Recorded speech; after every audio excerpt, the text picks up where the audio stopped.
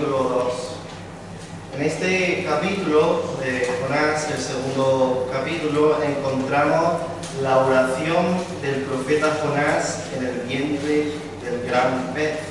Encontramos la súplica de Jonás en medio de su desesperación, en medio de su angustia, y también vemos de parte de Jonás una gran confianza en el Señor, en su salvación y en su misericordia. Recordad, hermanos, que en el primer capítulo de Jonás estuvimos viendo cómo el profeta de Dios huye de la presencia de Dios, huye de la presencia de Jehová. ¿Por qué? Porque el llamado divino le resultaba insoportable, era difícil de obedecer. Así que ya, como sabemos la historia y como prediqué hace unas semanas, Jonás huye de Dios, pero se encuentra con una tormenta, con unos marineros, un escenario preparado por Dios, y es Dios que en ese momento, a través de los marineros, es Jonás arrojado al mar, y es aquí donde inicia el capítulo 2. En ese contexto, en el vientre del gran pez, después de haber pasado 3 días y 3 noches en el vientre del gran pez, Jonás hace la siguiente oración. Y leemos así el capítulo. Dice: entonces oró Jonás al Señor su Dios desde el vientre del pez, y dijo: en mi angustia clamé al Señor, y Él me respondió. Desde el seno del Seol pedí auxilio, y tú escuchaste mi voz. Pues me había echado a lo profundo en el corazón de los mares, y la corriente me envolvió, todas tus encrespadas olas y tus ondas pasaron sobre mí.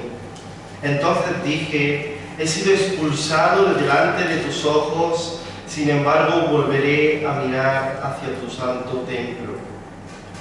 Me rodearon las aguas hasta el alma, el gran abismo me envolvió, las algas se enredaron a mi cabeza. Versículo 6. Descendí hasta las raíces de los montes, la tierra con su cerrojo me ponía en cerco para siempre. Pero tú sacaste de la fosa mi vida, oh Señor Dios mío. Cuando en mí desfallecía mi alma, del Señor me acordé. Y mi oración llegó hasta ti, hasta tu santo templo. Los que confían en vanos ídolos, su propia misericordia abandonan. Mas yo con voz de acción de gracias te ofreceré sacrificios. Lo que prometí, pagaré. La salvación es del Señor. Entonces el Señor dio orden al pez, y éste vomitó a Jonás en tierra firme. El capítulo 2 de Jonás, como acabamos de leer, se puede resumir en el versículo 2. Dice: en mi angustia clamé al Señor, y Él me respondió. Desde el seno del Seol pedí auxilio, y tú escuchaste mi voz. Esto es un gran resumen del capítulo, porque el capítulo 2 de Jonás consta de 2 partes principales. La primera es la desesperación, el clamor, la angustia de Jonás, y la segunda parte es la confianza en que Dios puede librarlo de esa situación miserable. Así que, siguiendo estas 2 partes principales, la profundidad de la angustia de Jonás y su esperanza y confianza en Dios, vamos a dividir esta meditación en el día de hoy en esos 2 puntos. El primero es la profundidad de la angustia del creyente.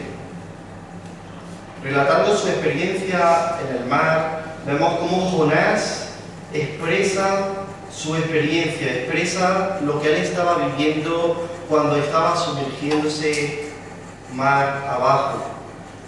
Y lo describe de la siguiente manera, dice el versículo 3, dice: pues me habías echado a lo profundo en el corazón de los mares, y la corriente me envolvió, todas tus encrespadas olas y tus ondas pasaron sobre mí. Versículo 3.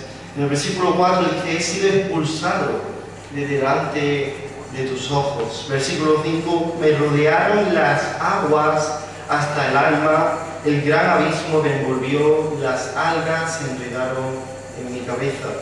El versículo 6 dice, descendí hasta las raíces de los montes, la tierra con su cerrojo me ponía cerco para siempre. Y el versículo 7 dice, en mí desfallecía mi alma. Así que Jonás relata lo que le estaba aconteciendo. Él había sido sumergido en las aguas profundas del mar, que para la mente de un judío, lo más terrorífico en el mundo era el mar. Y él relata no solamente que fue arrojado al mar, sino que lo ve como algo teológico, como un significado de parte de Dios. No simplemente contó el hecho en sí, sino que le dio un sentido a la hora de contarlo. Y es que Dios lo había expulsado a Jonás delante de su ojo. Dice, Dios es el que le había echado a lo profundo del mar. Era Dios el que estaba detrás del sufrimiento de Jonás. Aquí Jonás reconoce que detrás del acontecimiento que estaba pasando en la tormenta, detrás de aquellos marineros que lo habían arrojado al mar porque la suerte cayó sobre Jonás, detrás de todo eso Dios estaba ahí. Porque Jonás dice en el versículo 3, pues me habías echado a lo profundo. Jonás no dice, los marineros de ese barco me echaron a lo profundo. No, dice, hablando de Dios, me has echado en lo profundo. Y es que Jonás reconoce la mano de Dios detrás de la mano de los marineros. Jonás reconoce, como dice el Salmo 135, versículo 6, dice que todo cuanto el Señor quiere, lo hace. En los cielos y en la tierra, en los mares y en todos los abismos. Hermano, Jonás reconoce que Dios está al control de todo, al control de su propia vida, al control de la tormenta del capítulo 1, al control de los marineros, al control de su suerte, al control del gran pez. Porque, hermanos, las circunstancias no ocurren por el destino, por el azar, por la casualidad, sino que todo, desde el más mínimo detalle hasta el acontecimiento más grande de la historia, está gobernado por Dios. Y el hecho de que Jonás, el profeta rebelde, reconozca la soberanía de Dios, el control de Dios sobre todas las cosas, nos enseña una cosa. Y es que en el sufrimiento, el primer paso para poder soportar la tribulación, para poder perseverar en el sufrimiento, como Pablo dice en Romanos capítulo 12 y 13, es reconociendo que Dios está detrás de cada una de todas nuestras pruebas. Como creyentes no estamos exentos de dolor, ni exentos de sufrimiento, ni exentos de enfermedades. Dios no nos ha prometido una vida de completa salud, de completa felicidad, sin sufrimiento, no. De hecho, somos los cristianos, precisamente por ser cristianos, los que estamos llamados al sufrimiento. Dios nos consuela nuestros corazones diciendo que el sufrimiento vendrá tarde o temprano. Yo no sé cómo muchos cristianos atribuyen a Satanás todas las cosas, todas las dificultades que vienen a su vida. Y que su vida, algunos cristianos lo ven de esta manera, está gobernada por el azar, por el destino, por lo que tenía que pasar. Pero, hermanos, cuando Job perdió todo lo que tenía, su familia, sus posesiones, no dijo Jehová dio y Satanás quitó, sino más bien en Job capítulo 1, versículo 21 dice Jehová dio y Jehová quitó. Porque todo el sufrimiento que viene a los hijos de Dios está pesado y medido por Dios. No hay ni un gramo por así decirlo, de sufrimiento, de tribulación en el cristiano que escape de la voluntad del Señor. Y el primer paso, hermano, el reconocer que Dios está detrás de todas nuestras dificultades, es el primer paso para poder sobrellevarlas correctamente y bíblicamente. Porque además no solamente entendemos como cristianos que el sufrimiento viene de parte de Dios, sino que Dios lo destina para un propósito específico. ¿Y cuál es ese propósito específico que lo hizo con Jonás y también con cada uno de nosotros? El propósito es que tengamos una mayor intimidad, una mayor y profunda comunión con Él. Es el propósito del sufrimiento. Muchas veces nos preguntamos, bueno, ¿y por qué tenemos que sufrir tanto? Porque Dios nos ama mucho. Porque lo más grande que Dios puede hacer por nosotros es acercarnos a Él. Es que podamos disfrutar de más comunión con Él. Y a veces duele, pero es en las dificultades, y todos podemos reconocerlo, donde más buscamos a Dios. En nuestra vida práctica, en nuestra vida diaria, tenemos dioses funcionales. Tenemos dioses como el dinero, el trabajo, la comodidad, la fama, la reputación de los hombres, el entretenimiento. Tenemos muchos ídolos en nuestro corazón. No lo que decimos con nuestra boca, no es lo que decimos y profesamos de que tenemos solo un Dios vivo y verdadero, que es cierto, pero es cómo vivimos lo que refleja a quién adoramos, en quién confiamos. Y muchas veces Dios, que es paciente para con nosotros, tiene que sacudirnos, tiene que quitarnos esos ídolos, y no es a través de otro medio, sino a través del sufrimiento. Fijémonos un detalle del versículo 1, dice entonces, y solo entonces, después de todo el capítulo 1, dice entonces Jonás oró al Señor, su Dios, desde el vientre del pez. Jonás no oró en Israel, Jonás no oró en la barca, Jonás no oró y clamó a Dios en la tormenta, sino que Jonás clamó a Dios ya al mismo borde de la muerte, cuando estaba siendo hundido en medio del profundo mar. Ahí es cuando Dios clamó. Y es triste, pero muchas veces no es hasta que nos encontramos en el pozo más profundo que empezamos a clamar a Dios. A veces Dios nos da tantos regalos y nos perdemos la vida mirando esos regalos de Dios en vez de mirar a aquel que nos da esos regalos. Y es tristemente en las tribulaciones cuando entonces podemos mirar a aquel que realmente es Dios. Jonás reconoció entonces que Jehová era su Dios. Así lo dice el versículo 1. Oró al Señor su Dios.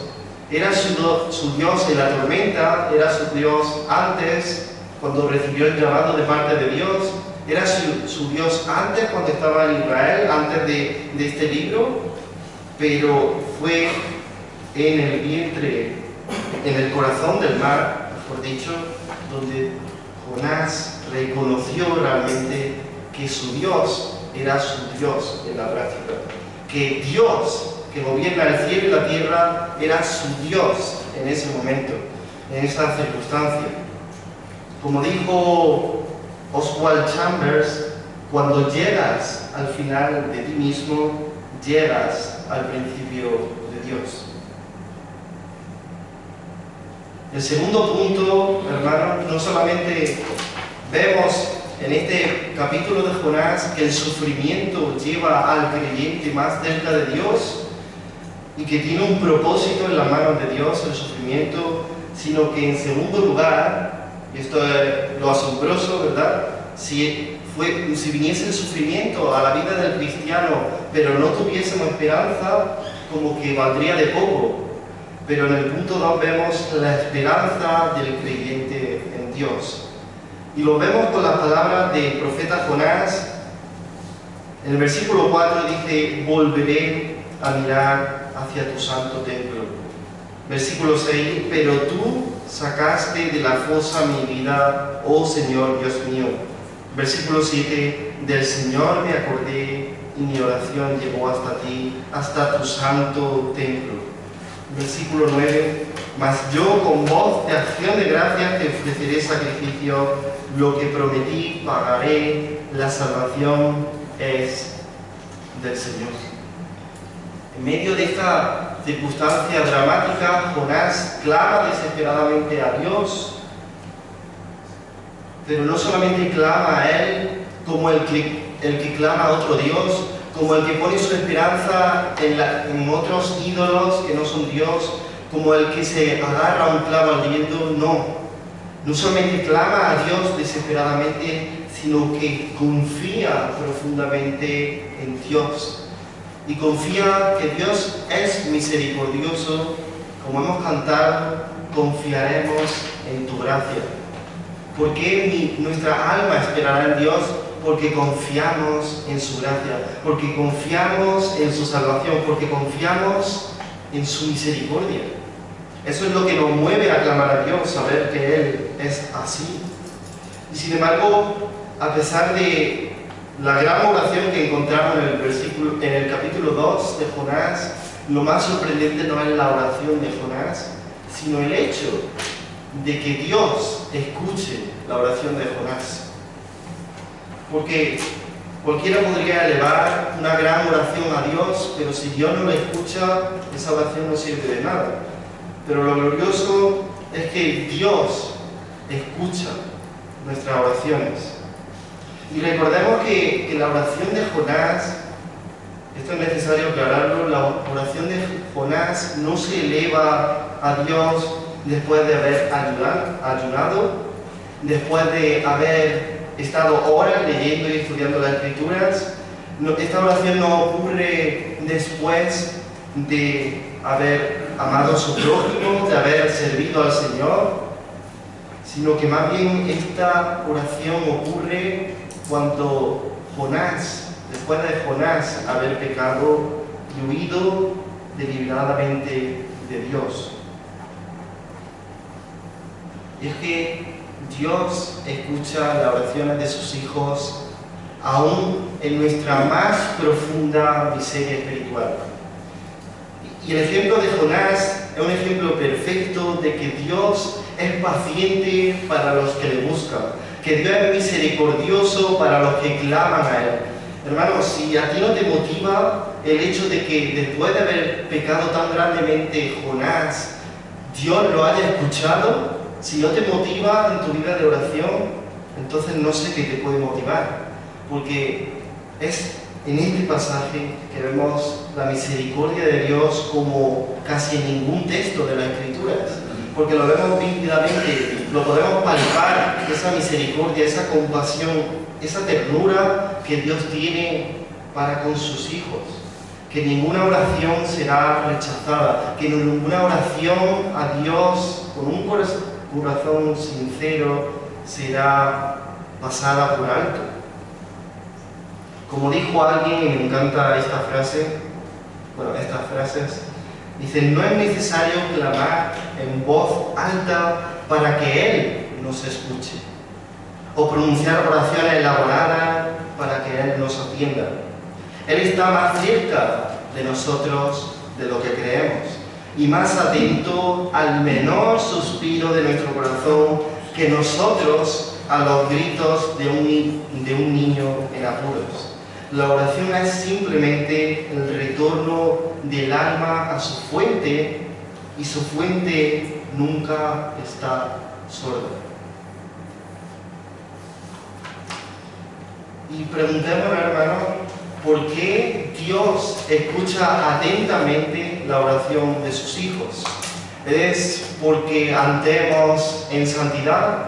¿Es porque hayamos pasado horas en ayuno, en oración? ¿Es por nuestra fe, por nuestros méritos? ¿Es por los años que llevamos de vida cristiana? Absolutamente no. Es porque un día el Hijo de Dios vino a esta tierra y fue clavado en la cruz para que por su sangre pudiese acercar a Dios a todos aquellos pecadores que se acerquen a Él. Es porque la sangre del Hijo de Dios nos da entrada al lugar santísimo. Es por eso que Dios nos escucha. No es por nosotros, no es por lo bueno que podamos desempeñarnos en nuestra vida cristiana, no es por el servicio a los santos, y obviamente eso no elimina esa responsabilidad, pero no nos escucha por esas cosas. Dios nos escucha porque Él es fiel y ha prometido y ha sellado con la sangre de su Hijo amado en el nuevo pacto que Él escuchará a sus hijos.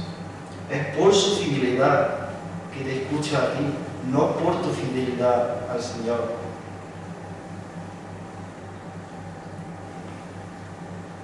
Y Dios contesta a la oración de Jonás. Aún en medio de esa circunstancia, Dios escucha a Jonás, en medio de esas algas, en medio de ese mar, en medio de esa agua, en medio de esa oscuridad, Dios escucha a Jonás y no tarda en responder a Jonás.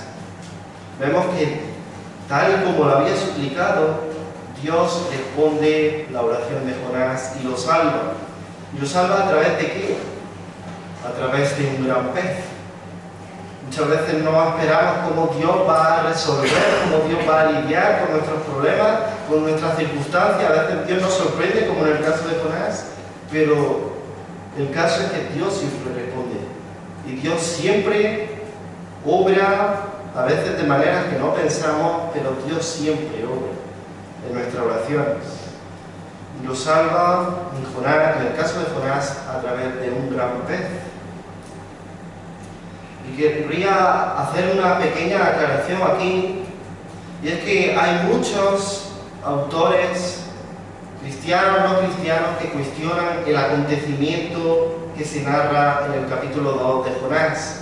Muchos dicen que el hecho de que un gran pez se trague a un hombre es algo fantasioso, es algo casi ridículo, es algo que debe ser interpretado no de forma literal. Entonces muchos optan por interpretar este pasaje de manera metafórica, como si realmente no hubiese sucedido que el gran pez se tragara a Jonás. Pero hermanos, si hacemos esto, estamos diciendo también que Dios no obró abriendo el mar rojo, que Dios no dio el maná del cielo a los israelitas, al pueblo de Israel, que Dios no hizo milagros al salvar a Daniel del foso de los leones, que Jesús no sanó a los enfermos, en última instancia, que Jesús no resucitó. Así que no podemos sucumbir a este tipo de pensamiento, sino que debemos ir a la Biblia tal y como ella es. Y es la palabra de Dios. Y si la palabra de Dios dice A, nosotros tenemos que decir A.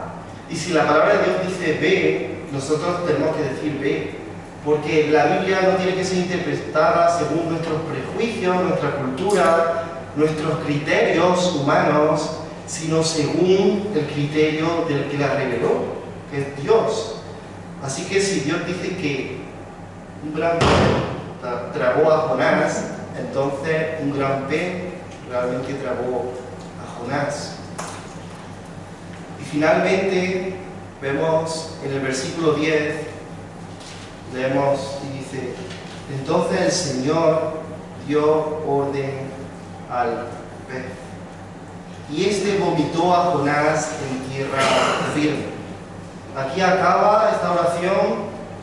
Jonás clama a Dios, Dios responde a su oración, no de la manera que él pensaba seguramente, pero Dios responde a su oración, Dios lo salva, como dice el versículo 9, porque la salvación es del Señor, no de ningún otro Dios, sino que es del Señor. Y el gran pez, después de 3 días y 3 noches, vomita al profeta en tierra firme. Luego veremos en el capítulo 3 qué es lo que acontece después de haber vomitado este gran pez a Jonás. Pero al igual que vimos en el anterior capítulo, en la anterior meditación de Jonás, la enseñanza más importante de Jonás no es acerca del sufrimiento en este caso y el creyente en el capítulo 2, sino que la enseñanza más importante está centrada en Jesucristo. Os pido que me acompañéis a Mateo, capítulo 12, versículo 39 al 40.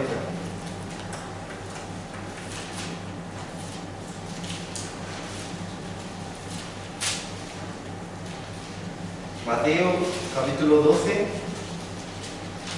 versículo 39 al 40.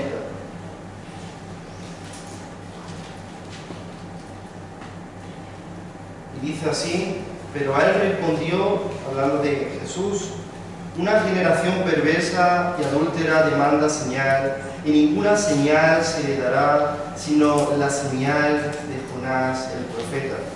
Porque como estuvo Jonás en el vientre del monstruo marino 3 días y 3 noches, así estará el Hijo del Hombre 3 días y 3 noches en el corazón de la tierra. Es increíble, pero cientos de años después del acontecimiento entre Jonás y el gran pez, y sin Jonás ser consciente de ello, la experiencia de Jonás está apuntando a la resurrección de Cristo. Es algo que si el mismo Cristo no hubiese dicho, nunca hubiésemos pensado el hecho de que la experiencia de Jonás estuviese apuntando a Cristo. ¿Por qué? Porque todas las escrituras, y Dios las diseñó así, todas las escrituras están diseñadas, están reveladas para apuntarnos a Cristo, que es el centro de la escritura, que es el todo de la escritura, que es la persona de personas, el personaje más importante de la historia humana, es Cristo. Así que, por encima de haber aprendido de que en nuestro sufrimiento, como hijos de Dios, al haber depositado nuestra fe en Cristo, podemos clamar a Dios y Él nos escucha, y que el sufrimiento Dios lo usa para nuestro bien, es para acercarnos a Dios. La enseñanza más importante es que Jonás está apuntando a un mejor profeta, a alguien mayor que él mismo, que resucitaría de entre los muertos para salvar a todos aquellos que creen en Él.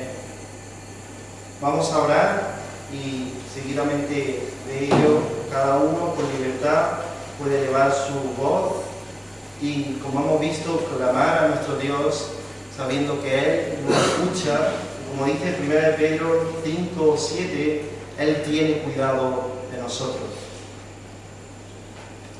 Padre, te damos muchas gracias porque tu palabra, como siempre, es agua fresca a nuestra alma, que nos renueva y nos hace recordar que tú eres más misericordioso y lleno de gracia de lo que pensamos, que tú estás más cercano a nosotros de lo que podemos llegar a imaginar, y que tú tienes una compasión que excede a nuestro conocimiento.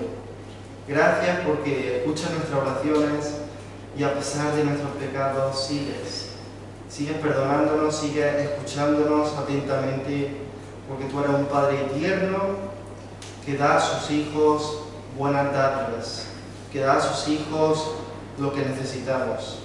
Gracias porque en medio de nuestras circunstancias difíciles, en medio de la oscuridad que cada uno podamos estar o podamos encontrarnos en un futuro, tenemos la certeza de que tú eres nuestro Dios y que tú nos escuchas.